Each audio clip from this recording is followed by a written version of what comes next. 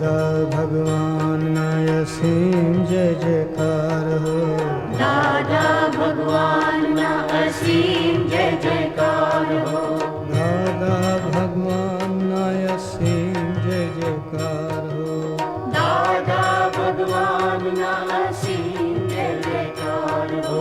દાદા ભગવાનના અસીમ જય જયકાર હો. દાદા ભગવાનના અસીમ જય જયકાર હો. દાદા ભગવાનના અસીમ જય જયકાર હો. દાદા ભગવાનના આ લગ્નનું, મંદિરનું, ધંધાનું, હસબન્ડ જોડેનું, છોકરા જોડેનું બહુ વાતો કરીએ, બહુ બેહરીએ ને તો જ્ઞાન ઓછું થઈ જાય, શુદ્ધાત્મા જતો રહે. એ જે ભ્રાંતિ છે, જો આ રિલેટિવ છે એવી સમજણ રાખી એને જ રિયલમાં રહ્યા કહેવાય છે. પણ આ વિજ્ઞાનની અંદર આવતા આવતા પેલી જે ધર્મની જે માન્યતાઓ છે બધી, કે આ સંસારનું બધું, આ ધંધાનું બધું, શું આટલું બધું ઊંડું ઉતરવાનું, આ પૈસામાં આટલું બધું શું ઊંડું ઉતરવાનું, આ મકાન બનાવવામાં શું ઊંડું ઉતરવાનું, તે એ પેલી ધાર્મિક વૃત્તિઓ જે છે ને પૂર્વ ભવની ને અત્યાર સુધી લઈને આવ્યા છે, એ પેલા વિજ્ઞાનની આજ્ઞા ધર્મની જાગૃતિમાં રાખવામાં આપણને મુશ્કેલી કરે છે. એ પેલું રિલેટિવની આજ્ઞામાં પરફેક્શન આવવા નથી દેતું એ હજુ. એટલે ધીમે ધીમે એમને સમજાયું કે તમે 20 વર્ષ 25 વર્ષ દાદા જોડે રહ્યા, પણ દાદા ભગવાનની ઓળખાણ કરી નહીં કે છે તમે. દાદા ભગવાન એ એવા છે કે કશાયમાં પડતા નથી. તમે જેને ઓળખ્યા તો એમ પટેલને જ ઓળખ્યા. હજુ તમને લાગ્યું કે આમાં પડ્યા છે તો એમ પટેલ પડે કે છે.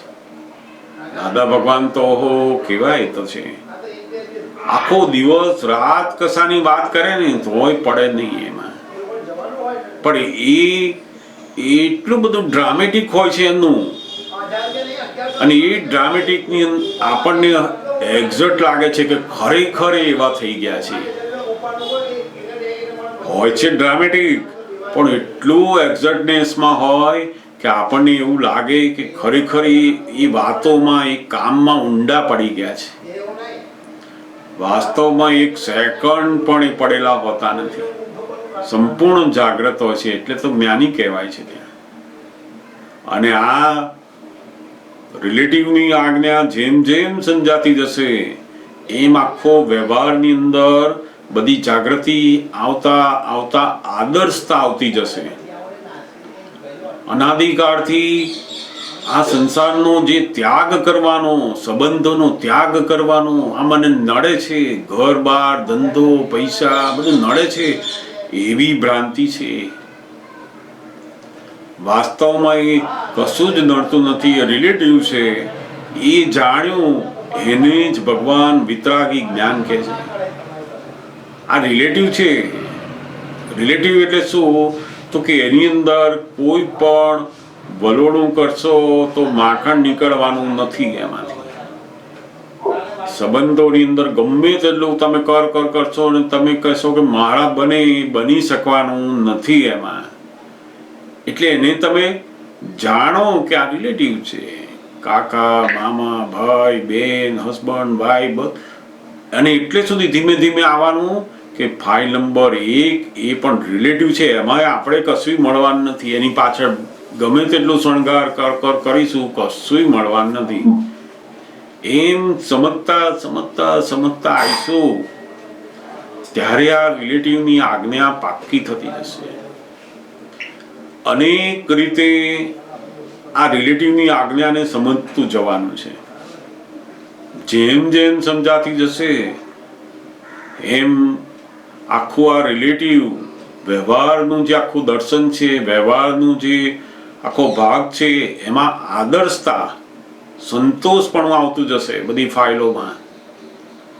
જો આ રિલેટિવની આજ્ઞા બરાબર નહીં સમજાય ને, બધું બહુ જ્ઞાન સમજાયું હશે પણ રિલેટિવનું ને રિયલની આજ્ઞા ધર્મમાં ના આવ્યા તો બધી ફાઇલોમાં પેલો સંતોષ આવશે નહીં. કારણ કે આપણે આ બધા વ્યવહારને રિલેટિવને નિગ્લેક્ટ કરી નાખીએ છીએ ઘણી વાર. એ નિગ્લેક્ટ પણ એને આપણે એવું માનીએ છીએ કે આપણે તો હવે સત્સંગનું જ કરવાનું, મારે પૈસાની જરૂર નથી, મારે આનું આમ જરૂર નથી, મારે આ કઈ આમની જરૂર નથી, હું તો મારું જ કરવું હોય, મારું કરી લઉં. એવું એટલું બધું થઈ જાય ને પેલી રિલેટિવની આજ્ઞા જતી રહેશે. આ બહારનો જે કંઈ પણ વ્યવહાર આવે છે એ હિસાબ અનુસાર છે, અને એમાં તમારે રિલેટિવ સ્વરૂપે રહી અને પૂરો કરશો એ જ બહુ મોટી દશા છે. ફાઇલ નહીં આવે ત્યાં સુધી ફાઇલનો અનુભવ, રિયલ રિલેટિવનો અનુભવ એ થઈ શકવાનો નથી. એટલે આ બહુ જ ધીમે ધીમે વધારે તો જોતા આવડે એવી આજ્ઞા હોય ને તો આ રિલેટિવની આજ્ઞા છે. પહેલી જે આજ્ઞા છે ને એ જોવાથી આવડે, સમજવાથી. જોઈને સમજો એમ કરતા રિલેટિવની આજ્ઞા આવે છે.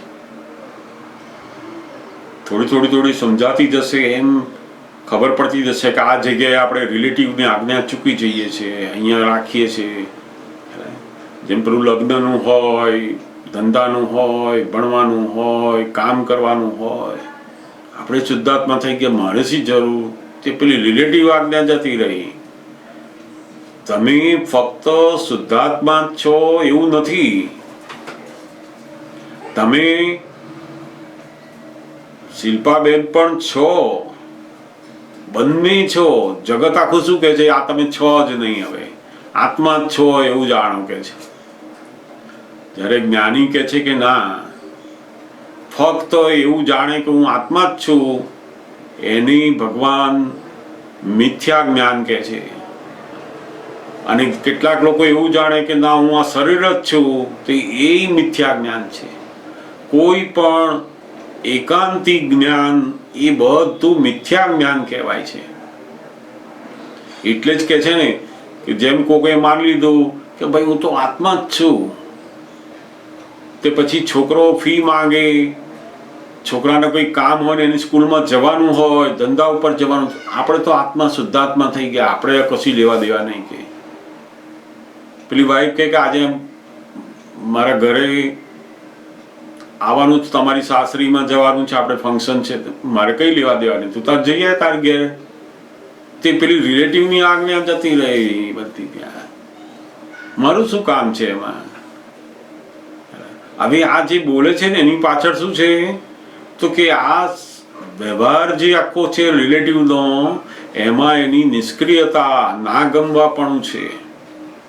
અને એ ના ગમવાપણાને પોતે શુદ્ધાત્મામાં રહીને એક્ઝર્ટ કરે, ગમવા બરાબર જેવું લાગે, ત્યારે પેલી રિલેટિવની આજ્ઞા પાક્કી થઈ. ત્યાં સમજાય? એટલે આપણે દાદા ભગવાને જે વિતરાગોનું જે જ્ઞાન આપ્યું છે, દ્રષ્ટિ આપી છે, કેવી છે? તો કે અનેકાંત દ્રષ્ટિ. આપણે બંને છીએ, ખાલી વ્યૂ પોઈન્ટ બદલાયા છે. રિલેટિવ વ્યૂ પોઈન્ટ થી હું આ શરીરધારી છું અને રિયલ થી શુદ્ધાત્મા છું. ફક્ત એકલા શુદ્ધાત્મા નથી આપણે. શુદ્ધાત્મા એકલા એ તો જ્ઞાન જ ના કહેવાય, અજ્ઞાન જ કહેવાય. સમજાય? એટલે બાય રિલેટિવ વ્યૂ પોઈન્ટ થી આપણે છીએ અને રિયલ થી શુદ્ધાત્મા છે. બે વ્યૂ પોઈન્ટ છે. બંને વ્યૂ પોઈન્ટ નું એટલું જ ધ્યાન રાખવાનું.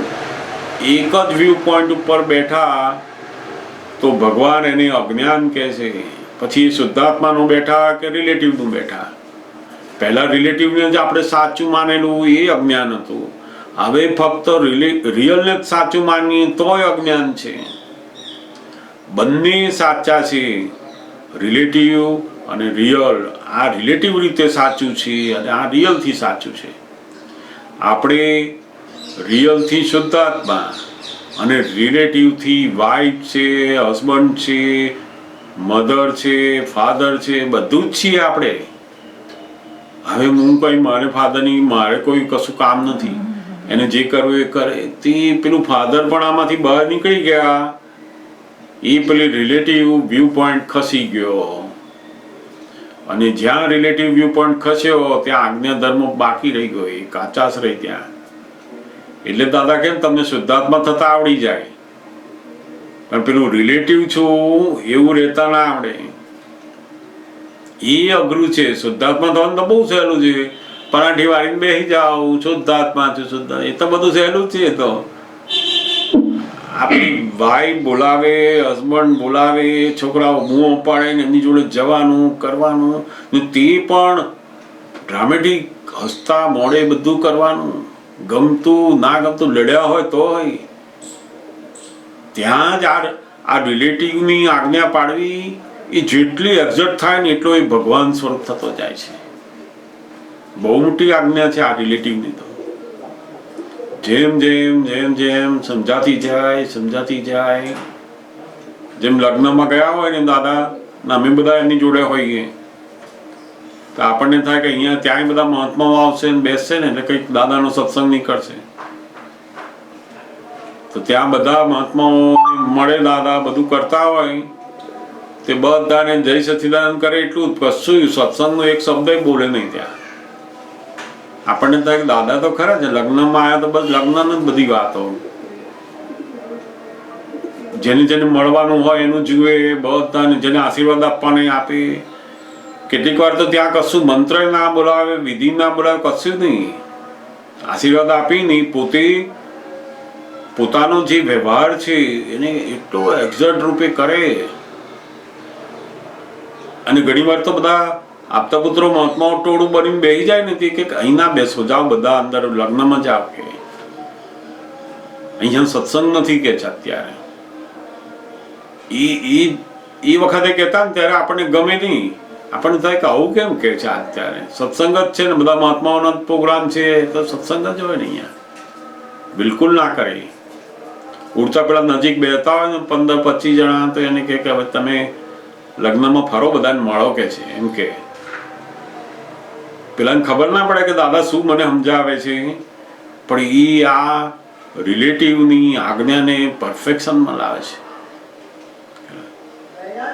સૌથી વધારે આ જે આજ્ઞા છે ને એ ચંદ્રકાંતભાઈ જે ભાવિ તીર્થંકર સાહેબ હતા ને, એમનામાં બહુ જ જોવા મળતી. આ એમની દીકરીના જ્યારે મેરેજ હતા બરોડાની અંદર, તાર બહુ મોટું એક ફંક્શન રાખેલું એ સમયમાં, અને એમની દીકરી બહુ જ સરસ રીતે કોઈ ભણેલી હતી, અને એમાં એ જે છોકરા સાથે મેરેજ થવાના હતા એ લોકો બહુ જ બધા મોટા મોટા પ્રતિષ્ઠિત વ્યક્તિઓ જોડેના સંબંધોમાં જળવાયેલા હતા.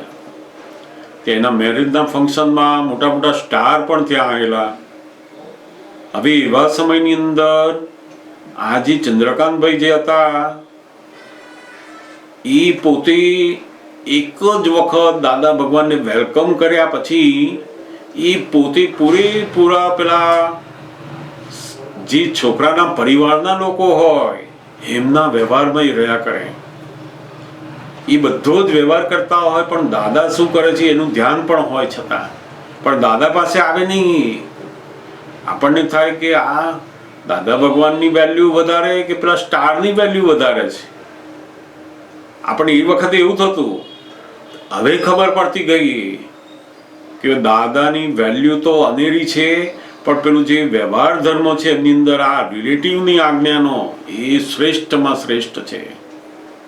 એટલે દાદા ભગવાન એટલે તો માર્ગ મૂકતા ને એવા કે આ રિલેટિવની આજ્ઞા એ પચાઈ હોય એ આ વ્યવહારથી ખબર પડે છે. એટલે ધીમે ધીમે પછી અમને લોકોને આ બધું સમજાવવા માંડ્યું, પછી એ આપણી અંદર પણ આવતું જાય. એ સમયમાં એ બધા જ પોતે દીકરીના ફાધર છે એ રીતે બધાને જે મળવાનું, પૂછવાનું, બધું કામ કરવાનું, એમની જોડે ઊભા રહેવાનું, વાતો કરવાની, એ બધું કર્યા જ કરે. ત્યારે ખબર પડી કે ઓહો, ઘરમાં પણ એમના ઘરમાં દાદા ભગવાન ઉતરતા, ત્યાં રહેતા, ત્યાં સત્સંગ ચાલતો, પણ કોઈ પણ એમના ઘરની અંદર એમના કામ માટેનો કોઈ પણ માણસ આવ્યો તો એની સાથે ઉઠીને તરત બીજા રૂમમાં જતા રહેતા. દાદાનું બધું બાજુએ ત્યાં. પેલા ભાઈને કાઢી ના મૂકે કે તું આવજે કાલે, હવે આજે સત્સંગ ચાલે છે અમારો, અથવા અહીં બેસ થોડી વાર સત્સંગમાં, દાદાને મળ. દાદા ભગવાનની પાસે પણ કોઈ વ્યક્તિને લાવે નહીં. આપણે તો શું કરીએ, જો અમારા દાદા ભગવાન છે અહીંયા તું આ ચોપડીમાં જ આમ ફોટા કર, દર્શન કર, બધું એ પૂછે તો સામાન્ય વ્યવહારમાં કે ને કે ભાઈ આવા પુરુષ છે, બસ. આગળ કશું જ નહીં. એમની જાગૃતિમાં શું હોય તો કે એમની સાથે હું કંપનીના મેનેજર તરીકે મારે વ્યવહાર કરવાનો છે, મારે મારા બિઝનેસની અંદર બોસ તરીકેનો વ્યવહાર કરવાનો છે, એટલો જ કરે. એ જેમ જેમ જોતા ગયા ને ત્યારે ખબર પડતી ગઈ, ઓહો બહુ જબરદસ્ત છે આ. અને પછી આ આજ્ઞા ધીમે ધીમે ધીમે ધીમે ફિટ થતી જાય છે આપણને. સમજો ને, તમને પણ થોડી થોડીક વાતોથી એ સમજાતું જાય. પછી જેમ જેમ આગળ જઈશું એમ વધારે ને વધારે એ રિલેટિવની આજ્ઞા આપણને પચતી જશે, આપણી સમજણમાં આવતી જશે. પછી બહુ સુંદર સમજ આપી આજે, બહુ જ સુંદર. આવી રીતે તો કઈ સમજ્યા જ નથી એવું લાગે, એટલે બહુ બધી મિસ્ટેક્સ પણ દેખાય કે વ્યવહારમાં કેટલી બધી મિસ્ટેક્સ કરીએ છીએ. આપણને એમ થશે કે આપણે જ્ઞાનમાં છીએ. બહુ આજે અદ્ભુત ફળ પડ્યું, બહુ સુંદર. આ રિલેટિવ એવી સમજણ અંદર ફિટ થઈ, એ જ આપણું રિયલનું આખું દર્શન વધારે છે. હવે રિયલ માટે તમારે કશું કરવાનું નથી. રિયલ એ હંમેશા લક્ષમાં રાખવાનું છે, કશું કરવાનું નથી. તમે છો જ. શુદ્ધાત્માની અંદર કોઈ જ્ઞાન લાવવાનું નથી, કોઈ દર્શન લાવવાનું, કશું કરવાનું નથી તમારે. બે જ કામ રહ્યા તો કે આ રિલેટિવ છે એની અંદર તમે હું રિયલ શુદ્ધાત્માના લક્ષ સાથે કર્યું, એ બધું રિલેટિવની આજ્ઞામાં આવ્યું. જ્યાં સુધી આ બે વ્યૂ પોઈન્ટ, બે દ્રષ્ટિ મળતી નથી ત્યાં સુધી બધા પઝલ છે. આ જગતમાં સાધુને પણ પઝલ છે, આત્મા થઈ ગયેલાને પઝલ છે, અને જે લોકો સંસારી થઈ ગયા છે એની પઝલ છે. બંને પઝલ છે. ત્યાગ કરનારાની પઝલ છે, અને જેણે ત્યાગ નથી કર્યો, ગ્રહણ કર્યું છે સંસાર, એની પઝલ છે. પઝલ સોલ્વ નથી થતા.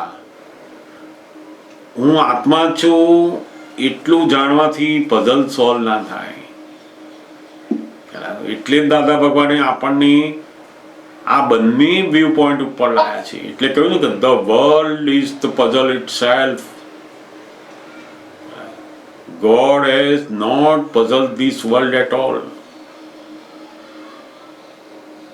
ભગવાને કઈ આ દુનિયાનું પઝલ બધું આવું બધું ઊભું નથી કર્યું. આ દુનિયા આખી ઇટસેલ્ફ પઝલ છે. જો તમે આત્મા થઈ જશો ને તોય પેલું પઝલ રહેશે.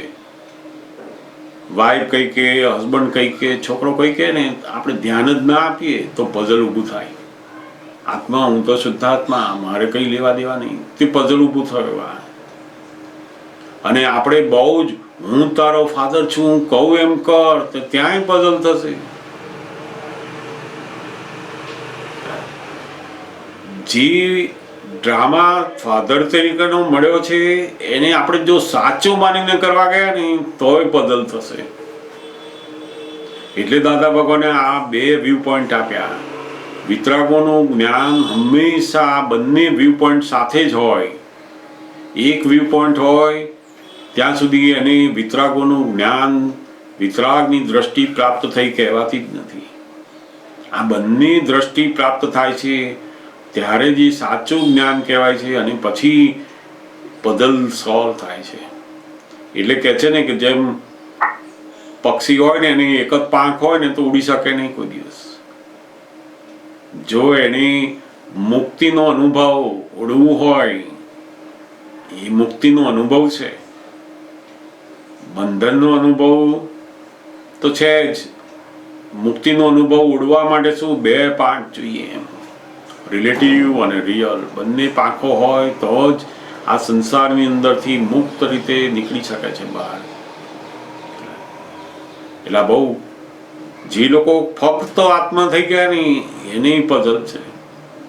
આ જ્ઞાન મળ્યા પછી પણ જો આપણને આ રિલેટિવની આજ્ઞાની સમજણ બહુ પાકી ના થઈ અને ફક્ત પેલે રિયલ ઉપર આવી ગયા એક જ દ્રષ્ટિબિંદુ ઉપર, તો પણ આપણા પઝલ પાછા એના એ જ રહેવાના છે. આપણે છો ને મનથી ના માનીએ, પણ બધી ફાઇલોની જે બૂમો છે, અસંતોષ છે, એ બધો એનો એ જ રહેવાનો. પછી ત્યાં સુધી એ પેલું આપણી જ્ઞાનની જે આંતરદશા છે એ વધતી નથી.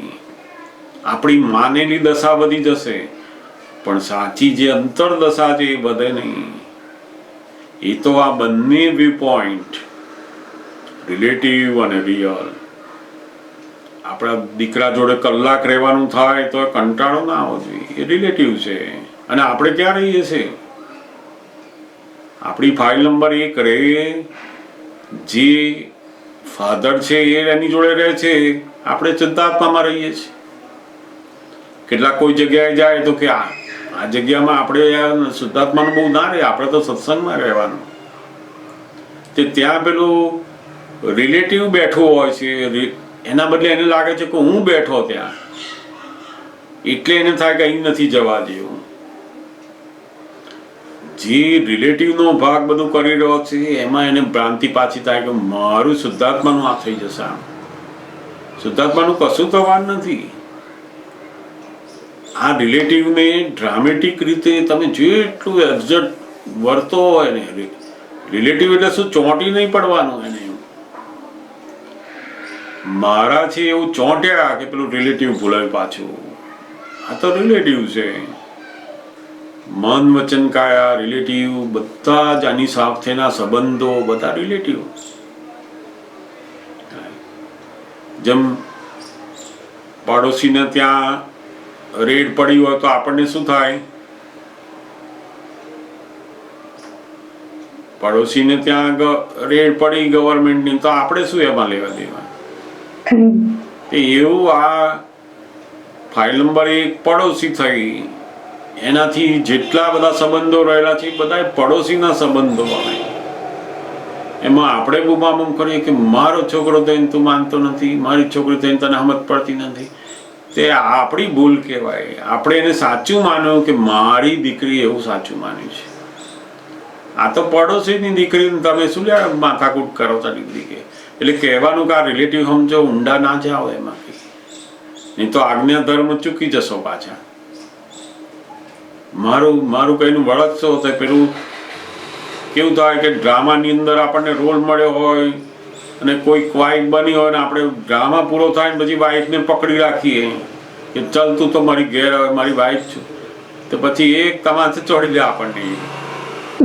હા, કારણ કે અલગ બે ડ્રામાની અંદર આપણે બે હતા, તું પૂરો થઈ ગઈ. એટલે આની અંદર એવું જ છે. આ એવું સમજાય નહીં. જેમ જેમ સમજાતું જશે ને એમ બહુ જ આખો વ્યવહાર એ ઉચિત બનતા બનતા બનતા આદર્શ તરફ જાય છે. વિતરાગોનું જ્ઞાન એ આખા વ્યવહાર ધર્મ સાથેનું છે. જગત આખું વ્યવહાર ધર્મને જ બહાર ત્યાગ કરી નાખે છે. એ તો બધો ત્યાગ ધર્મ છે. અને જ્યાં સુધી ત્યાગ કર્યો ત્યાં સુધી એને તો કોઈ ડિગ્રી પ્રાપ્ત કરી જ નથી. આ પરીક્ષા આપે તો ખબર પડે, તો એને ખ્યાલ આવે કે આપણી અંતરની ડિગ્રી કેટલી વધી. પોતાની વાઈફની લડતી હોય ત્યારે એને ક્ષમતા વર્તે ત્યારે પેલી ડિગ્રી વધે. એ રિલેટિવ છે એવું દેખાય ત્યારે પેલી ડિગ્રી વધે. આ તો આપણને તો છોડી દેતા આવડે છે, તને જે ફાવે કરતું તારે, બસ મન ના કહીશ તે એવું તો બધાને આવડે છે. તો ત્યાગ કરવાનું તો બધાને આવડે, છોડી દેવું બહુ સુખ છે એમાં. પણ એની સાથે રહેવું હસબન્ડ તરીકે, વાઇફ તરીકે, ફાધર તરીકે નથી. ઘણા છોકરા જે કરવું એ કરે. હવે આપણે કઈ બહુ ઘરમાં બહુ માથાજી કરતા નથી આપણે. તે આખો રિલેટિવની જે આજ્ઞા છે ને એ બધી કાચી રહી ગઈ છે. આપણે આત્મા એટલા નથી. બાય રિલેટિવ વ્યૂ પોઈન્ટથી ફાધર છે, છોકરાઓ શું કરે ધ્યાન આપવું જોઈએ, વાત કરવી જોઈએ, ટાઈમ કાઢવો જોઈએ. બધું જ કરવું જોઈએ ને. એટલે આ રિલેટિવની આજ્ઞા એ જેમ જેમ યથાર્થ સમજાતી જશે ને એમ પેલું આખું વ્યવહાર ધર્મ અને અંતરદશા પણ વધતી જશે. બહુ સુંદર સમજ આપી અશોકભાઈ. એટલે આ તો મને લાગે છે કે આવી યથાર્થતાથી તો કોઈ સમજાયું જ નથી. અને આ તો અમારા અહોભાગ્ય છે કે આ વાત આજે નીકળી. એ તો કેટલી ભૂલો થાય છે. આ તો મને એવું લાગે કે આટલા સુધીનું જે જ્ઞાન મળ્યું ત્યાંથી આટલા વર્ષ 10 વર્ષ શું કર્યું, આઈ થિંક બહુ ખોટી રીતે સમજ્યા. અને એની લીધે બધા સંબંધો બી છોકરાઓને બી આપણી અંદર એવું રહે કે આ લોકો બહુ ધ્યાન નથી આપતા એવું. સાચી વાત.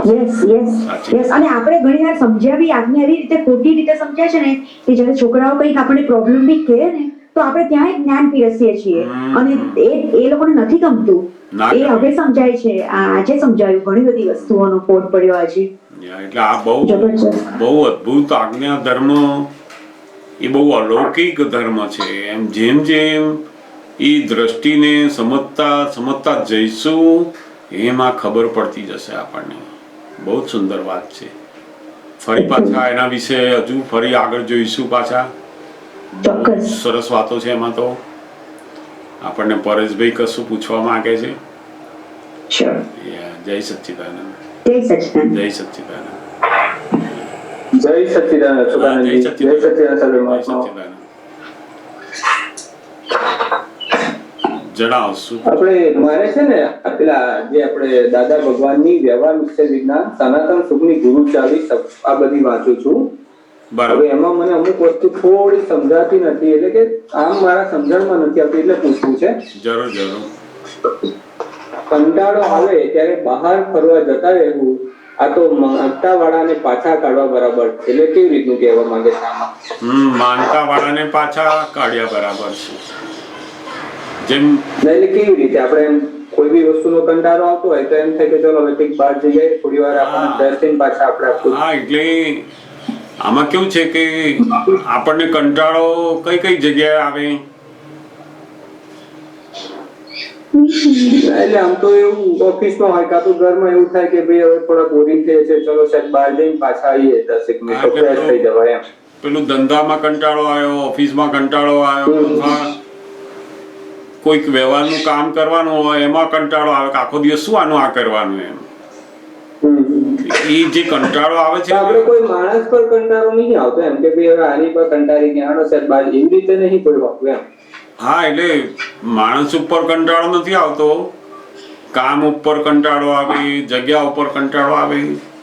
એટલે પેલો કંટાળો જે આવે છે ને એ શું છે તો કે આપણી અંદર જે જગ્યાના જે પરમાણુઓ પેલા બહાર નીકળતા હોય છે ને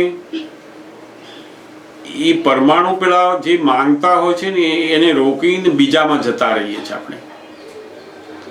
આ પરમાણુ અહીંયા ખાલી કરવાના હતા એ જગ્યાના, કારણ કે અંદર પેલું ના ગમતું આ ઊભું થઈ ગયું ને એટલે પેલા પરમાણુ ખાલી થવા નથી દેતા. આ ના ગમતું છે એવું ઊભું થયું કે કંટાળો શરૂ થયો પાછો. અને એ પેલો માંગતા વાળા શું છે તો કે આપણી અંદર જે એના માટેના પરમાણુ જે બધા ભરી રહ્યા છે ને એ પરમાણુને અહીંયા ખાલી થવા દેવાના હતા, એ બાકી રહી ગયા. એટલા આપણે જગ્યા છોડીને જતા. આમ તો ડિસ્ચાર્જ કહેવાય. આપણે કોઈ બી વસ્તુ જાતે તો કરી શકતા નથી, વ્યવસ્થિત ના આધારે સંજોગોને આધારે બધું થતું હોય છે. આપણો કોઈ ફોર્સફુલી એવો એમાં અભિપ્રાય નહીં હતો કે હાલો નીકળી જ જઈએ અહીંથી ના. પણ આપણે તો હવે ધીમે ધીમે આપણે શુદ્ધાત્મા રહી અને આ પરેશભાઈ જે આ બેઠા છે કામ કરે છે એવું રહેતું થશે ને એટલે કંટાળો જ ખલાસ થઈ જશે. કંટાળાનો મતલબ શું કે આમ આપણે એ જગ્યા સાથે કામ સાથે ઇન્વોલ્વ થઈ ગયા ને એટલે કંટાળો બદલવાનું જોઈએ છે કે આમાંથી બદલીને બીજામાં જઈએ, આમાંથી બદલીને બીજા ચેન્જ માંગીએ છીએ આપણે. કારણ કે આપણે એક વસ્તુમાં ચોંટીએ છીએ માટે ચેન્જ માંગીએ છીએ આપણે. અંદર પેલું ચોંટવા પણ ખલાસ થઈ જશે ને પછી ચેન્જની જરૂર નહીં રહે. કલાકો સુધી તમે કામમાં રહો ને તો કંટાળો જ નહીં આવે પછી ધીમે ધીમે. કારણ કે હું અંદર બેઠો જગ્યા ઉપર ત્યારે પણ કંટાળો આવે છે. આપણે શુદ્ધાત્મા અને પરેશભાઈ કામ કરે જ જાય, 1 દિવસ 2 દિવસ 10 દિવસ તો પરેશભાઈ કરે ને આપણે શું કરે? આ કંટાળો બી તો પરેશભાઈને જ આવવાનો છે ને, શુદ્ધાત્માનો તો કંટાળો આવવાનો નથી. ના, પણ પરેશભાઈને નહીં આવે. પછી આ મૂળ પરેશભાઈને કંટાળો નથી આવતો. પેલી જે બિલીફ વાળો જે ભાગ છે ને અંદર, એને સુખ આવતું બંધ થઈ જાય છે. એ સુખ નવું નવું માંગે છે. અંદર કોને ખબર ના પડી? અંદર આપણી અંદર બિલીફ વાળો ભાગ છે. હા, માન્યતા વાળો. હું પરેશભાઈ છું એમ જે માન્યતા વાળો ભાગ છે ને, એને થાય કે આખો દિવસ આમાં શું કે છે, બીજું જોઈએ છે ને. એ માન્યતા વાળો ભાગ એને શું છે, બીજું જોઈએ છે, એટલે એનું ધાર્યું કરાવવું હોય છે આપણને. મૂળ એ આપણને અહીંયા કંટાળો ઉભો કરીને એનું જે ધાર્યું છે ને ત્યાં લઈ જાય આપણને. પછી પાછું ત્યાં રહેવાનું થાય, બીજું જોઈએ છે. એ મૂળ એના અધીન આપણને ફેરવ્યા કરે છે. તો એટલે એમાંથી ક્યારે છૂટાય? તો કે આપણે આપણા સ્વરૂપમાં રહી અને આ કંટાળાને જોયા કરવાનો. જેનો કંટાળો કહીએ એ કંટાળો કોને આવે? તો કે પરેશભાઈ ના આવે. આપણે શું લેવા દેવા એમ? આપણે જુદા રહ્યા અને જોયો તો પેલો કંટાળા વાળો બધું ખાલી થતું જાય. આ તો શું કરીએ, આપણે કંટાળો આવે ને પેલું મન કે ને એ બાજુ પાછું બીજું આપી દઈએ ને ચેન્જ આપીએ છીએ. એટલે મનની શક્તિ વધી. ખરેખર પેલો આ કંટાળો આવ્યો તો એ શું થતું હતું? તો કે પેલો માંગતા વાળો આવ્યો એવું કહેવાય. એટલો કંટાળાનો ભાગ બાકી રાખ્યો આપણે અંદર. માંગતા વાળો આવ્યો તો તારે એને તું આપવાનું હતું. તું તાર કંટાળો કરે જ જા, હું શુદ્ધાત્મા રેન્જ્યા કરું છું. હવે એના બદલે આપણે શું કર્યું, એને કાઢી મૂક્યો કે આ કંટાળાને બાજુ મૂકો, આપણે જે જગ્યાએ જવું જતા રહો, જે ગમતું હોય ને એમાં જતા રહો. આખું જગત એટલે ચેન્જ માંગે છે ને, બધા ચેન્જ જોઈએ છે. મૂળ પોતાની અંદરનું જે સુખ નથી ને, એટલે આ બહારના સુખમાં ફાંફા મારવા એને ચેન્જ કહેવાય છે. આની અંદર જોયું સુખ ના આવ્યું, બીજામાં જોયું સુખ ના આવ્યું, એ મૂળ સુખ માટેના ફાંફા, એ બધું ચેન્જ કહેવાય છે. જેને અંદરનું સુખ આવ્યું એને બહાર ચેન્જ થાય કે ના થાય એને શું લેવા દેવાય?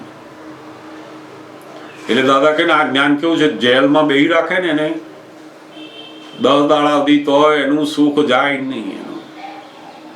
કારણ કે એની આ અવસ્થામાંથી સુખ જ નથી લેતો. હવે તે છતાં પેલું પરેશભાઈનું મન બધું ઉકળાટ કરે, પણ આપણે જોયા જ કરવાનું.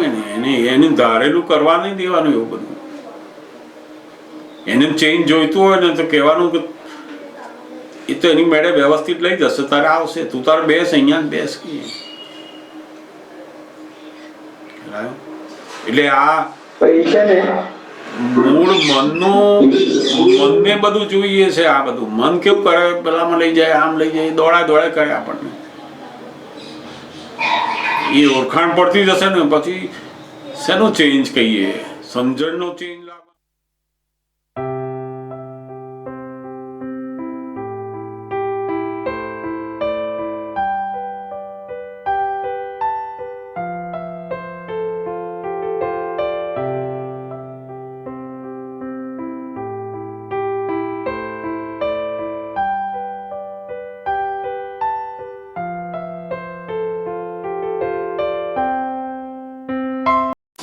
Thanks for watching. Please subscribe and click on the bell to turn on notifications.